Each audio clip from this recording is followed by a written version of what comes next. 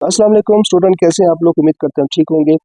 आज हमने केमिस्ट्री 9 का पेपर डिस्कस करना है कि पेपर को सॉल्व कैसे करना है। वेरी इंपॉर्टेंट कि आपने इस पेपर को अच्छे तरीके से पढ़ना है। पहले तमाम क्वेश्चन पे आपने देखने हैं, कितने क्वेश्चंस हैं, कौन कौन से क्वेश्चंस हैं, ताकि माइंड आपका रेडी हो। जैसे हम क्वेश्चन नंबर 1 पे जाते हैं। क्वेश्चन नंबर 1 है कि आपने इसमें देखा कि चूज द करेक्ट आंसर। इस क्वेश्चन के अंदर जो है वो एक आपके पास क्वेश्चन है, उसके 4 जो है वो ऑप्शन दिए होते हैं। इन चारों ऑप्शन में जो एक आपकी की होगी, जो दुरुस्त आंसर होगा, बाकी आपके डिस्ट्रक्टर्स होंगे। उनसे रिलेटेड है, लेकिन जो करेक्ट आंसर होता है वही आपका की होता है। फॉर एग्जांपल, जैसा फर्स्ट क्वेश्चन है कि क्लोरीन पानी से तामुल करके बनाता है। इसका A option, B option, C और डी। सेम लाइक इंग्लिश में chlorine reacts with water to form. अब आप इसका आंसर देखेंगे, इसका जैसे आंसर है बी पार्ट, HClO। अब आप जब आंसर लिखते हैं तो 1 पार्ट के सामने आपने ए लिखना है और इसके सामने बी लिखना है और इसके सामने इसका करेक्ट आंसर लिखना है HClO।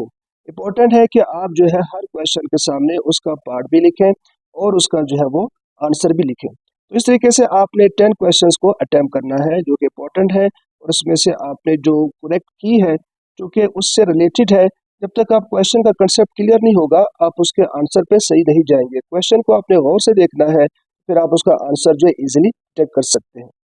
सेम लाइक इसका बी पार्ट आप देखते हैं। बी पार्ट आपका जो फिल इन द ब्लैंक्स है, फिल इन द ब्लैंक्स में आपने जो अप्रोप्रिएट वर्ड्स लिखने होते हैं, जो सूटेबल होते हैं। ये वो सेंटेंस होते हैं जो आपकी एक्सरसाइज में भी है और बुक के अंदर भी है।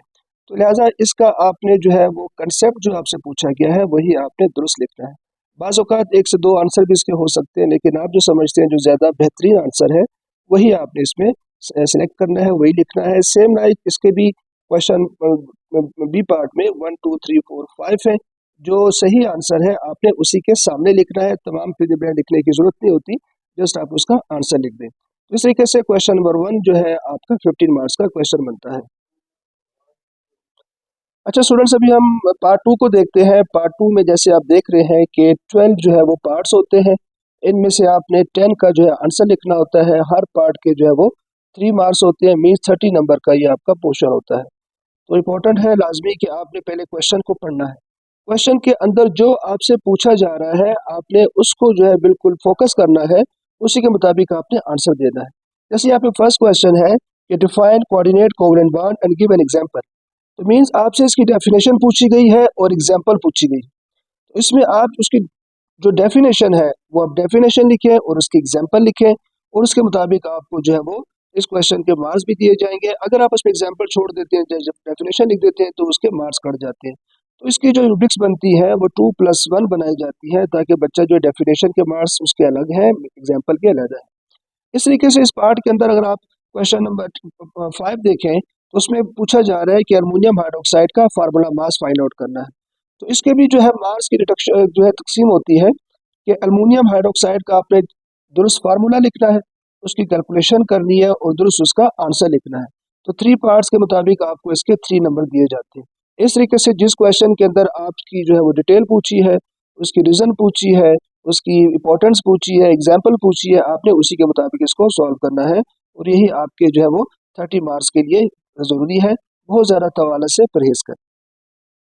थर्ड पार्ट आप देख रहे हैं कि यहाँ पे लिखा है कि आपने कोई 3 क्वेश्चंस के जो है डिटेल आंसर लिखने हैं, और जहाँ पे ज़रूरी है वहाँ पे आपने डायग्राम बनानी है। क्वेश्चन के सामने डायग्राम का नहीं लिखा होता, तो नोट में लिखा होता है, तो नोट पोर्शन इंपॉर्टेंट है। आपने पे क्वेश्चन पढ़ा हुआ है, आपको पता होगा कि किस क्वेश्चन के अंदर डायग्राम होती है, तो लिहाजा आपने उसी के मुताबिक डायग्राम भी खुद ही जो है वो इसके अंदर बनानी है। जैसे फर्स्ट क्वेश्चन है, क्वेश्चन नंबर 3 यहाँ पे है कि आपसे चार्ल्स का लॉ पूछा गया है, इसकी एक्सपेरिमेंटल वेरिफिकेशन पूछी गई है और ग्राफ की एक्सप्लेनेशन पूछी गई है। अब ये क्वेश्चन के डिफरेंट पार्ट्स हैं, आपने हर पार्ट को जो है वो वजाहत के साथ लिखना है। उसकी डेफिनेशन को, उसकी जो है वो फार्मूला इसके जो आ रहे हैं वो आपने लिखना है। इसके अंदर डायग्राम आती है, वो डायग्राम बनानी है। इसका ग्राफ है और ग्राफ की आपने एक्सप्लेनेशन यानी वजाहत भी करनी है। तो इस तरीके से आप जब क्वेश्चन को कम्प्लीटली अटैम्प्ट करते हैं, तो फिर आपको इसके पूरे मार्क्स मिलते हैं।